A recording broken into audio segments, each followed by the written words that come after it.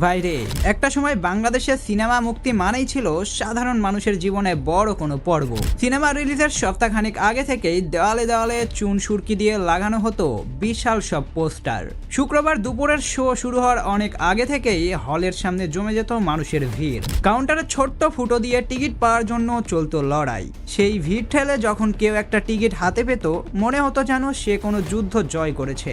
আর যারা টিকিট পেত না, তারা হলের বাইরেই আক্ষেপ নিয়ে দাঁড়িয়ে থাকতো। হলের গেটে যখন লাল রঙের বড় বড় অক্ষরে হাউসফুল বোর্ড ঝুলিয়ে দেওয়া হতো, তখন চারিদিকে এক নিস্তব্ধ দীর্ঘশ্বাস ছড়িয়ে পড়তো। কিন্তু এখন সেই সব দিন অতীত হয়ে গেছে। এখন সিনেমার জগতে নেমে এসেছে বড় রকমের ধস। তবে এই সংকটের পেছনে রয়েছে বেশ কিছু কারণ।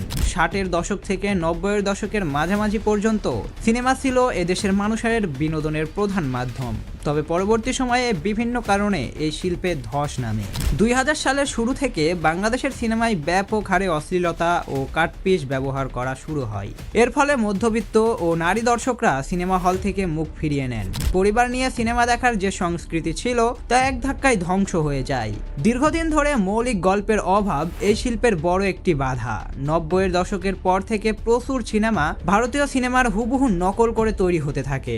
ইন্টারনেটের যুগে দর্শকরা যখন সহজেই মূল সিনেমাটি দেখে ফেলতে পারছেন, তখন মানহানি নকল সিনেমা তারা গ্রহণ করেননি। সিনেমা হলের পরিবেশ নোংরা, সারপোকার উপদ্রব এবং মানদাতা আমলের প্রজেকশন ব্যবস্থার কারণে মানুষ হলে যাওয়া বন্ধ করে দেয়। ব্যবসায়িক মন্দার কারণে গত 20 বছরে সারা দেশে প্রায় 1200 হল বন্ধ হয়ে গেছে। হল ভেঙে সেখানে শপিং মল বা বহুতলা ভবন গড়ে তোলা হয়েছে, যা নতুন ভালো সিনেমার ব্যবসাকে অনিশ্চিত করে তুলেছে।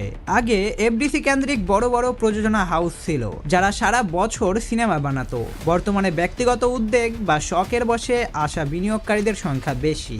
একটি পেশাদার প্রাতিষ্ঠানিক কাঠামো গড়ে না ওঠায় সিনেমার বাজেট, বিপণন ও কারিগরি মান আন্তর্জাতিক পর্যায়ে পৌঁছাতে পারছে না। বিশ্বজুড়ে যখন ডিজিটাল সিনেমা ও হাইটেক মেকিং এর বিপ্লব ঘটেছে, বাংলাদেশের সেই তুলনায় আধুনিক সরঞ্জাম, দক্ষ টেকনিশিয়ান এবং উন্নত মানের ভিএফএক্স বা সাউন্ড ডিজাইনের যথেষ্ট অভাব ছিল। ফলে বর্তমান প্রজন্মের কাছে দেশি সিনেমা অনেক ক্ষেত্রে সেকেলে মনে হয়। স্যাটেলাইট চ্যানেলের বিস্তার, ইউটিউব এবং সাম্প্রতিককালে ওটিটি প্ল্যাটফর্মের উত্থানের ফলে মানুষের হাতের মুঠোয় বিশ্বমানের বিনোদন চলে এসেছে। ঘরে বসে উচ্চমানের সিনেমা দেখার সুযোগ থাকায় মানুষ নিম্নমানের সিনেমা দেখতে কষ্ট করে হলে যাওয়ার প্রয়োজন বোধ করছে না। এসব কারণেই আজ বাংলাদেশের সিনেমা জগৎ ধ্বংসের দ্বার প্রান্তে চলে গেছে।